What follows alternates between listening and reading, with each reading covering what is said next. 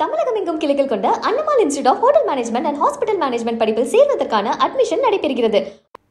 தமிழக அரசு மத்திய அரசிடம் கல்விக்காக வழங்கப்படும் நிதிக்கு ரசீதுகள் அளிக்கவில்லை என்றும் அந்த நிதிகளை அரசியல் பிரயோஜனத்துக்காக தவறாக பயன்படுத்துகிறது என பாஜக எம்எல்ஏ வானதி சீனிவாசன் கடும் விமர்சனம் செய்துள்ளார்.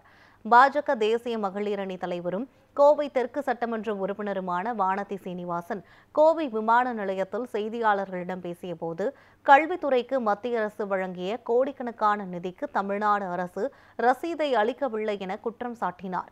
ஆசிரியர் நியமனம், கல்வி வசதிகள் உள்ளிட்ட விஷயங்களில் மாநில அரசு வழங்கிய வாக்குறுதிகள் நிறைவேறவில்லை என்றும் தெரிவித்தார்.